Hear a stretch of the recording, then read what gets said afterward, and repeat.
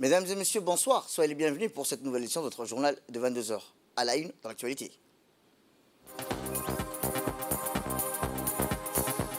À la une dans l'actualité nationale, le président de la République, son Excellence Mohamed Ghela, a reçu ce matin au Palais de la République une délégation chinoise de haut niveau conduite par le PDG de la société GX Foundation.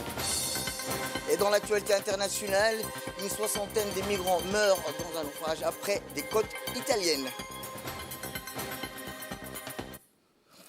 C'était les titres. Merci si vous nous rejoignez. Eh bien, je vous le dis dans le titre, le président de la République, son Excellence Mohamed Ghela, a reçu ce matin au Palais de la République une délégation chinoise de haut niveau conduite par le PDG de la société GX Foundation.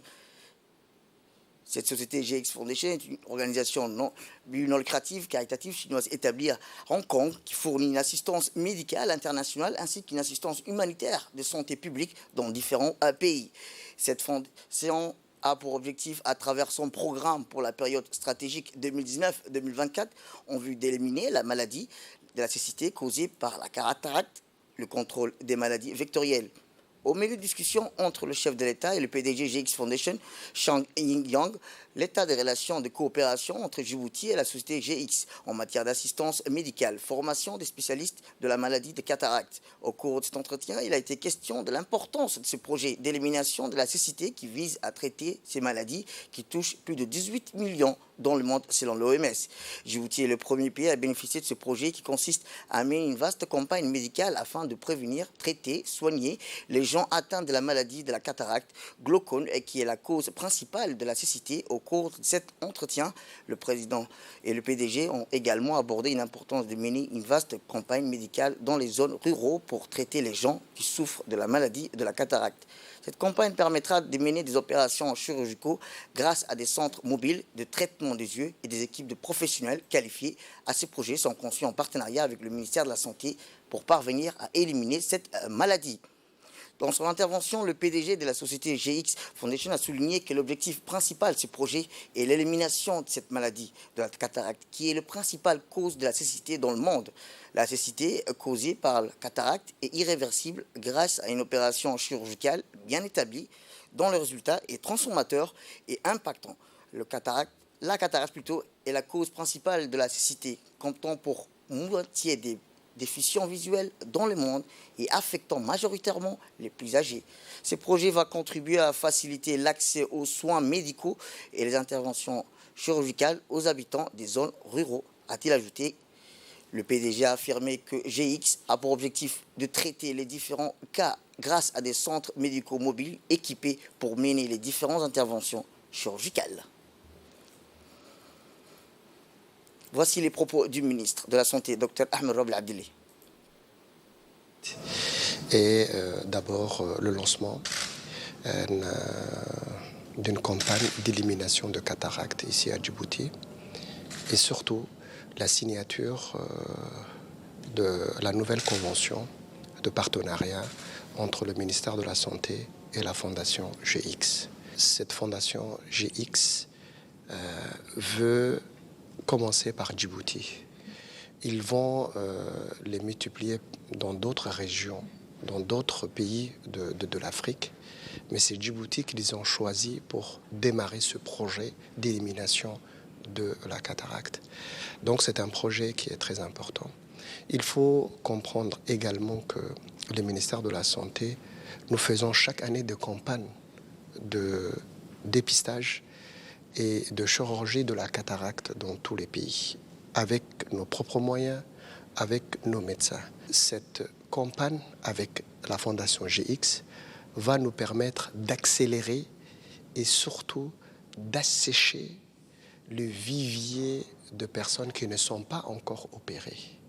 Et donc, ça nous permettra, avec un rythme de 25 minutes par opération, des équipements performants, et surtout un bloc opératoire mobile où on peut se mettre partout, au bord de la route, dans les régions de l'intérieur.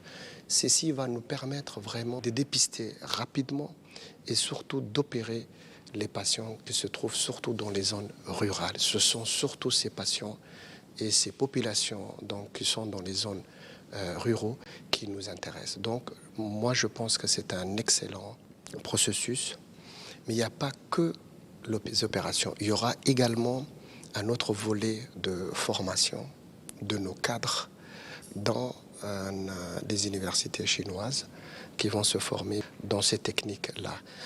Il faut comprendre qu'on va également bifurquer vers d'autres. Nous avons également le glaucome, nous avons également d'autres pathologies qu'on peut dépister en même temps et qu'on peut essayer donc de prévenir, voire de les traiter. Eh bien, c'était aujourd'hui que ce lancement du premier projet d'élimination de la cécité et du cataracte s'est tenu aujourd'hui à l'hôtel Escale. Présidé par le Premier ministre, le programme d'opération chirurgicale dédié à la population djiboutienne souffrant d'une cécité visuelle à côté de la cataracte. Ce lancement concorde également avec le Nouvel An chinois. Un protocole de partenariat a été signé entre le ministère de la Santé djiboutien et l'organisation humanitaire chinoise à but non lucratif, GX Foundation, pour prodiguer ses soins d'ordre ophtalmologique à la population djiboutienne, en particulier ceux vivant dans les périphéries. 2023 à 2025, il est prévu des opérations pour Djiboutiens et Djiboutiennes afin d'éliminer la cécité à cause de cataracte. Pour rappel, la cataracte est une opacification du cristallin d'évolution lente entraînant une baisse progressive de la vision. Une gêne dans les activités quotidiennes ou professionnelles, amenée à envisager un traitement chirurgical pour rendre l'œil sa transparence et corriger la vue. Outre le Premier ministre, le ministre de la Santé, nombreux membres du gouvernement sont venus assister à cette cérémonie haute en couleurs, où le ministre des Affaires étrangères, porte-parole du gouvernement, le ministre du Budget, la ministre de la Jeunesse et de la Culture, le ministre de la Décentralisation et des officiels civils et militaires ont assisté à cette cérémonie. Côté chinois, outre l'ambassadeur M. Hu Bin, le PDG de l'organisation humanitaire gouvernementale, des médecins ophtalmologues, des officiels représentant les instances gouvernementales et non gouvernementales chinois. Durant ce discours d'ouverture, l'ambassadeur chinois a rappelé les liens privilégiés entre la République de Djibouti et la Chine, qui raffermit au fil du temps. Par le ministère de la Santé de Djibouti et la GX Foundation marque un nouveau succès dans la coopération entre nos deux pays en matière de santé. Je suis très ravi de savoir que Djibouti est le premier pays du continent africain où ce projet se déroule. Cela démontre bien l'amitié spatiale et l'excellent partenariat entre la Chine et Djibouti. Au nom de l'ambassadeur, je tiens à exprimer mes sincères remerciements à son Excellence, Monsieur le Premier ministre, à son Excellence, Monsieur le ministre de la Santé, à tous les ministères responsables du gouvernement djiboutien pour leur soutien à ce projet. Eh bien, le ministère de la Santé met en œuvre une campagne qui permet à beaucoup de personnes âgées de retrouver la vue et par la même occasion de retrouver son indépendance pour mener sa vie professionnelle. Nous réunis aujourd'hui revêt une importance capitale pour notre pays et la sous-région. Il s'agit du lancement du projet d'élimination de la cécité causée par la cataracte. Et c'est là en étroite collaboration avec la GX Foundation, qui est une organisation caritative à but non lucratif. C'est le lieu de vous rappeler que la cataracte est l'une des principales causes de cécité dans notre pays et que ces déficits visuels concernent aussi bien les enfants que les adultes du fait qu'un grand nombre de nos concitoyens, surtout au milieu rural. Ainsi, le lancement de ce projet fait à Djibouti le premier pays d'Afrique à se doter d'un centre mobile de dépistage et de traitement des yeux, et c'est là pour le grand bien de la population, conformément à la vision de son Excellence le Président de la République, Al-Hajj Ismaël Omar Guelleh, qui a toujours affiché la santé comme une priorité de sa politique gouvernementale et s'est engagé à ce que l'ensemble de nos concitoyens puissent accéder à des soins de qualité et de proximité. Mesdames et Messieurs, La feuille de route du ministère de la Santé est de mettre en œuvre la politique de santé en assurant et en promouvant la bonne santé physique et mentale des populations. Eh bien, voici les propos du Premier ministre lors de la cérémonie. Djibouti est aujourd'hui particulièrement heureux de l'aboutissement du protocole d'entente signé quelques années plus tôt par le ministre de la Santé et la Fondation GX dans le cadre de la coopération internationale appelée Initiative La Ceinture et la Route, qui vise l'intégration et le partage avec les pays amis de l'Afrique et créer davantage de connectivité entre les peuples. Djibouti est aussi particulièrement fier et honoré d'être bénéficiaire du premier projet d'élimination de la cécité causée par la cataracte en Afrique, affectant principalement les adultes de plus de 65 ans. Le cataracte lié à l'âge demeure la première cause des cécité en Afrique. Pourtant, une bonne prise en charge appropriée, elle peut être soigneusement évitée. Ainsi, tout naturellement, le projet d'élimination de la cécité causée par la cataracte est un programme phare de la Fondation GX visant à éliminer la cécité causée par le cataracte dans les pays situés tout au long du périple dit la ceinture et la route. Durant la durée de ce projet phare, je reste convaincu que toutes les mesures et dispositions idoines seront prises par le ministre de la Santé et les partenaires de la partie chinoise afin de couvrir la plus large frange de la population nécessitant des interventions chirurgicales et que ces patients en ville comme dans les coins les plus reculés retrouveront la vue et une vie normale dans la dignité. La Fondation GX, en étroite collaboration avec la province Shanxi, principal pourvoyeur des équipements médicaux chinoises, opérant à Djibouti, mobilisera une équipe d'ophtalmologistes chevronnés qui sera épaulée par les praticiens djiboutiens. Par ailleurs, le don de 2 cliniques mobiles aux équipements modernes, véritables blocs opératoires mobiles, pourront au plus près servir la population pour les opérations des cataractes. Ainsi, il est prévu d'effectuer environ 6 000 à 7 000 chirurgies de la cataracte gratuite à Djibouti au cours des 5 prochaines années afin d'assécher le bassin des besoins en opération des cataractes à Djibouti dans les meilleures conditions et en complément au programme national.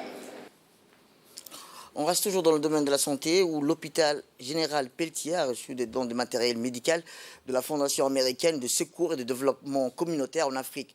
Dans le cadre de la coopération fructueuse entre le ministère de la Santé et la Fondation américaine de secours et de développement communautaire en Afrique, l'hôpital général Pelletier, l'un des plus importants établissements de santé djiboutien, a reçu un don de matériel et d'équipements médicaux de la Fondation, estimé à environ 1 234 000 $. La cérémonie de réception s'est déroulée à l'hôpital Pelletier en présence du directeur régional de la Fondation, Mohamed Hassan, du directeur général de l'hôpital général Pelletier, Zakaria Aouled, le docteur Saïd Aouled Aden, directeur technique, cet édifice médical de référence ainsi que le conseiller technique du ministre de la Santé, Aboubakar Houch. Il a noté que cet équipement est composé de 394 unités d'équipement et appareils médicaux et sont venus dans 2 conteneurs de 40 pieds. Cet important don contribuera sans doute à répondre aux besoins des structures de santé et à accroître l'efficacité opérationnelle des centres de santé répartis dans les villages et les zones rurales.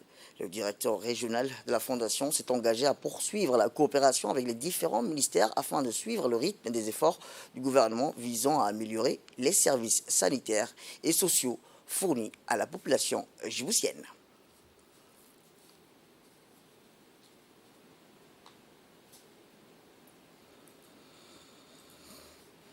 Autre actualité dans ce 22h, c'est aussi la ministre de la Femme et de la Famille, Mme Mouna Ousmane Aden, qui a présidé hier au Palais du Peuple un atelier de présentation sur l'évaluation de la politique nationale genre 2011-2021.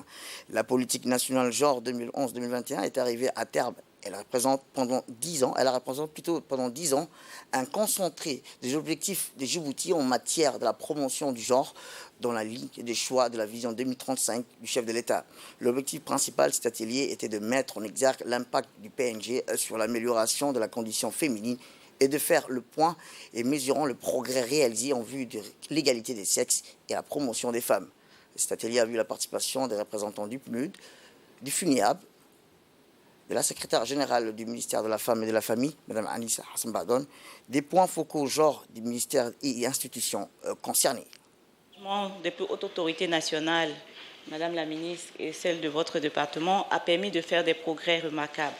En 10 ans, la République de Djibouti s'est efforcée de prendre réellement en compte la dimension du genre, mais également de le mettre en œuvre de façon concrète.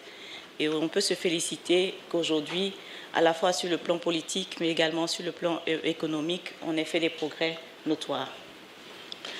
Je tiens donc à saluer l'ensemble des partenaires pour l'engagement de ce travail qui a été accompli, pour l'inclusion effective donc, des femmes dans les différentes sphères de décision. Aujourd'hui, au gouvernement, nous avons 7 femmes. Nous avons également au niveau du Parlement une certaine représentativité et je pense que Djibouti peut être fier de ces progrès réalisés. Eh bien, voici le discours de la ministre de la Femme et de la Famille, Mme Mouna Ousmane Adel, lors de l'atelier de présentation sur l'évaluation de la politique nationale genre 2011-2021 au Palais du Peuple.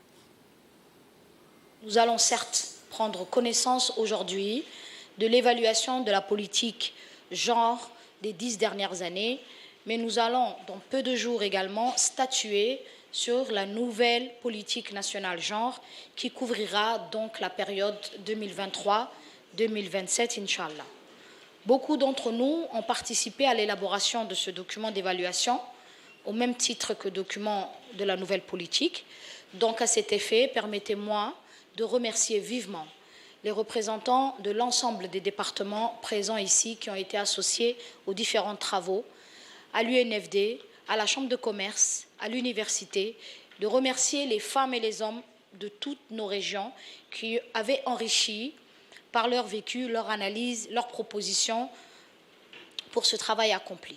Je voudrais également adresser mes vifs remerciements aux 2 agences présentes ici aujourd'hui, donc le FUNIAB et le PNUD, pour leur accompagnement constant apporté au ministère de la Femme et de la Famille et à l'ensemble des agences des Nations Unies qui ont été associées aux différentes réflexions.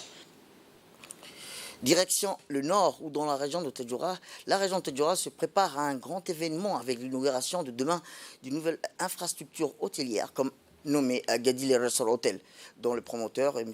Burhan Mohamed Ali Gadile. Après l'inauguration de Gadile Palm Village, qui a changé la physionomie de la ville, avec une trentaine de villas et des grandes standiques construits aux abords, le Gadile Resort Hotel aura un impact plus prononcé sur la ville blanche d'Achoura, qui s'élargit vers la mythique place de Cheikh Mohammed. Les principales caractéristiques de Gadile Resort Hotel, c'est un hôtel 4 étoiles construit aux abords des proximités de mer et construit au bord du mer avec 60 chambres, avec vue sur le golfe de Tadjoura. Gadile Resort Hotel dispose d'un restaurant climatisé d'une capacité de 80 places et d'une terrasse extérieure, mais aussi un bar de piscine, d'une salle de conférence d'une capacité de 150 personnes et disposant de tous les équipements. Elle peut également servir des salles de fête ou autres. L'hôtel dispose d'une arena privée et plusieurs autres infrastructures de loisirs, distractions sont pour agrémenter l'hôtel qui possède 3 piscines et dispose également des spas, de massage, des salles de gym, des salles de cinéma, des salles de jeux pour les enfants, des terrains de tennis de golf, des parcs aquatiques, des clubs de plongée ainsi que des activités de voile. Une infirmière et assistant médical est disponible 24 heures sur 24. L'événement inauguration qui va rassembler beaucoup de monde et Gadile Resort Hotel sera une structure qui va impacter sur la création d'emplois pour les jeunes et va dynamiser le secteur du tourisme dans la région de Tadjoura, doté de potentialités touristiques tant en montage qu'en mer. Autre actualité dans ce 22h, c'est aussi dans le cadre de sa visite de travail au Qatar, le ministre du Commerce et du Tourisme, M. Mohamed Ouassama Diriye, accompagné de l'ambassadeur, s'est entretenu avec Akbar Al-Bakr, président du Qatar Tourisme et PDG du groupe Qatar Airways, hier après-midi au siège de la compagnie aérienne Qatar Airways. Au cours de cette entrevue, les 2 responsables ont discuté de l'excellence des relations existantes entre les 2 pays et des voies et moyens de renforcer la coopération dans le domaine du tourisme, de l'hôtellerie et du transport aérien. Il a convenu de conjuguer leurs efforts afin de développer le tourisme à Djibouti à travers les investissements dans l'hôtellerie et la formation des professionnels du secteur du tourisme. Cette entrevue entre le ministre du Commerce et le président de Qatar Tourisme et PDG du groupe Qatar Airways a vu la présence de l'ambassadeur de Djibouti au Qatar, M. Dayeb Droblé. À cet égard, un certain nombre d'experts qatariens effectueront des visites régulières à Djibouti afin de fournir des formations spécialisées aux professionnels du tourisme djiboutien. Aussi, ils ont évoqué la nécessité d'investir dans l'aéroport de Djibouti, notamment à travers la création d'un centre régional de maintenance des avions. À ce sujet, le PDG du Qatar Airways a indiqué qu'il donnerait une importance particulière pour la réalisation du dit projet. Retour à Djibouti, où le Kempinski Palace a abrité ce matin la cérémonie de remise des certificats aux associations bénéficiaires du programme de microfinance du Fonds pour l'environnement mondial.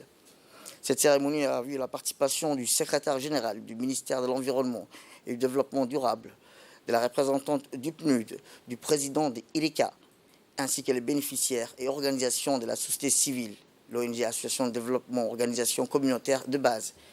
À cet effet, ce programme s'inscrit dans le cadre de la 6e et la 7e phase opérationnelle du OP6 et OP7 du programme microfinance du Fonds pour l'environnement mondial, dont l'un des objectifs consiste à former, encadrer 20 associations sélectionnées sur des thématiques fondamentales telles que la vie associative, l'intégration du genre dans le programme et le projet de développement, la gestion administrative et financière, le suivi et évaluation des projets, la mobilisation des parties prenantes, de la communication au niveau du programme. Les associations font un travail d'une importance fondamentale, d'abord dans les communautés, mais également pour le pays. Elles mettent en place, pour certaines, des puits pour l'accès à l'eau. Elles font du reboisement dans les mangroves. Elles créent des activités génératrices de revenus, l'apiculture, les cultures maraîchères. Certaines s'occupent des kits solaires pour l'accès à l'énergie pour les populations les plus lointaines qui sont en marge donc des réseaux électriques. Et j'en passe. Toutes ces actions, mesdames et messieurs, les plus modestes qu'elles soient, sont autant de pierres à l'édifice de la protection de l'environnement qui méritent d'être soulignées, valorisées et soutenues.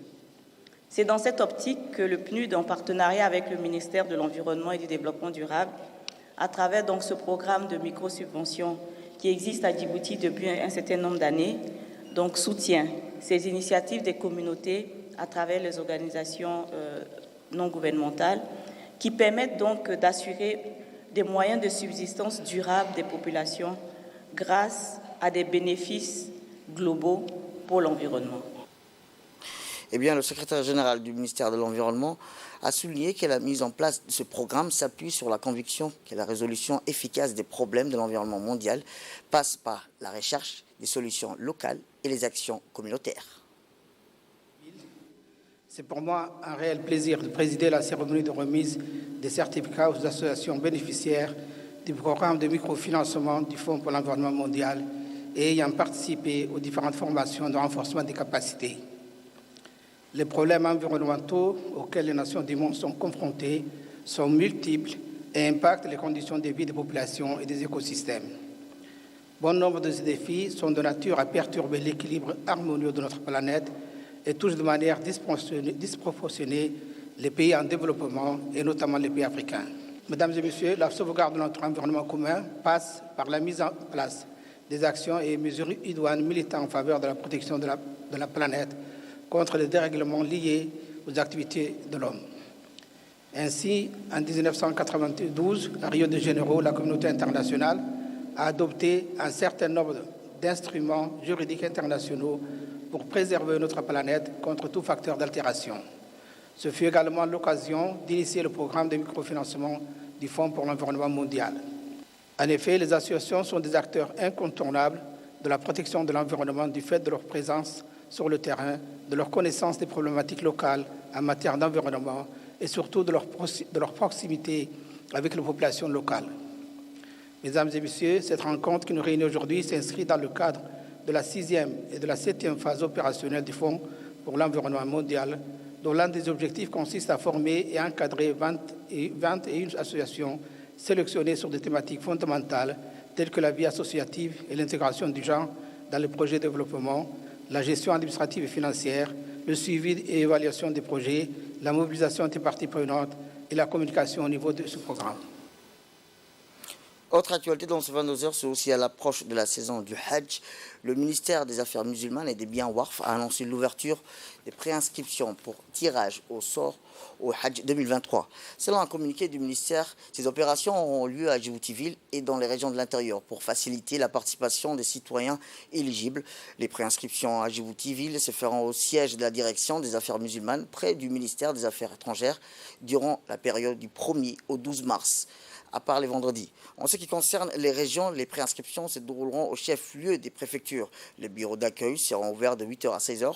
Les personnes intéressées doivent remplir les conditions suivantes. Être de nationalité djiboutienne, ne pas avoir effectué le Hajj au cours de l'année dernière, avoir un passeport djiboutien valide d'une année, fournir 2 photographies et portraits en couleur, copie de la carte d'identité, certificat de résidence de la commune où il est inscrit. Pour toute information supplémentaire, contacter la direction des affaires musulmanes au numéro 34 0023.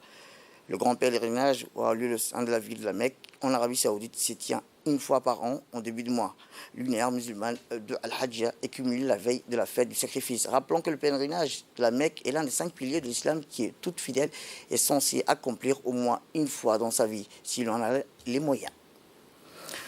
Autre actualité dans ce 15 heures, dans ce 22 heures plutôt, c'est aussi l'Agence nationale des systèmes d'information de l'État conduite depuis lors un programme national organisé une journée de sensibilisation au profit des étudiants et d'ISCAE dans le but de promouvoir une culture de la cybersécurité. Ces programmes nationaux de sensibilisation souscrits dans la stratégie nationale de cybersécurité visent toutes les couches de la population, en particulier ceux qui sont les plus vulnérables, quotidiennement exposés aux outils numériques, mais bien souvent peu conscients des risques encourus dans les pratiques. Les enfants et les adolescents sont les cibles potentielles sans être conscients. Ils ont tendance aujourd'hui à accorder une confiance démesurée à leur interlocuteur virtuel et à délivrer une grande quantité d'informations sans envisager qu'elles puissent être exploitées de mauvaise foi dans cet univers numérique qui est constant en mutation.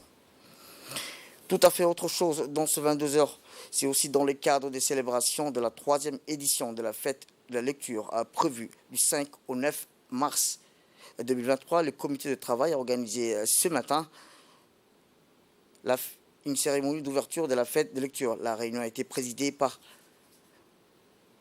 Mohamed Moussayabe et le secrétaire général de l'UNESCO et le président du comité de travail, Mme Nima Hassan Ismaël, président du comité désigné, et a vu la participation du proviseur et le directeur des écoles, à savoir l'EABC, le TPF, les préscolaires, l'école d'excellence, le lycée de Djibouti, l'école d'Anguela, ont assisté à la réunion. L'objectif de la rencontre est de présenter les activités aux responsables des différents établissements concernés lors de la semaine de lecture prévue du 5 au 9 mars prochain. Pour rappel, les 8 activités sont programme de conférences des écrivains, ateliers d'éthique et production de lecture, lecture en livres nouvelles, débat pour les lycéens, lecture des poésies. Le thème de la 3e édition de cette année est littérature, oralité. Rappelons que la lecture aide à développer la créativité, à apprendre de nouvelles choses et à devenir plus intelligent.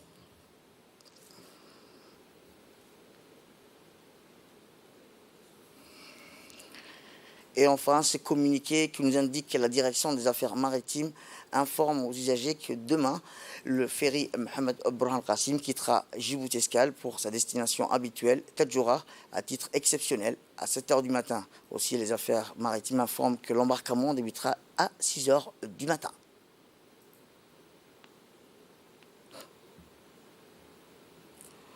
Et une 60aine de migrants ont péri hier dans le naufrage de leur embarcation en Méditerranée, près de la ville italienne de Crotone, en Calabre. Selon la garde-côte, l'embarcation s'est brisée sur les rochers à quelques mètres de la côte. Des images de la police italienne ont montré des débris de bois disséminés sur une centaine de mètres de la plage, où ils trouvaient de nombreux secouristes et des rescapés en attente de transfert vers un centre d'accueil. Le chef de la Commission européenne, Ursula von der Leyen, a appelé dimanche à avancer sur la réforme des droits d'asile dans l'Union européenne après cette tragédie. Elle a affirmé qu'il fallait redoubler d'efforts concernant le pacte sur la migration et le droit d'asile et sur le plan d'action sur la Méditerranée centrale. Le président italien, Sergio Mattarella, a déploré le naufrage dans lequel des dizaines de personnes, dont des enfants, ont perdu la vie. Le secrétaire général des Nations Unies, Antonio Guterres, a pour sa part affirmé sur Twitter que chaque personne qui cherche une vie meilleure a le droit à la sécurité et à la dignité, demandant un couloir sûr et légaux pour les migrants et les réfugiés. Et enfin, le croissant rouge plutôt palestinien a rapporté hier que des colons israéliens ont attaqué Houara, près de Naplouse. Ont été infligés alors que les forces d'occupation israéliennes assuraient la protection des colons pendant ces derniers vandalisaient les biens des Palestiniens, notamment en mettant le feu à des voitures et des maisons. Les colons ont mis le feu aux propriétés palestiniennes à Houara, brûlant jusqu'à présent plusieurs maisons et voitures.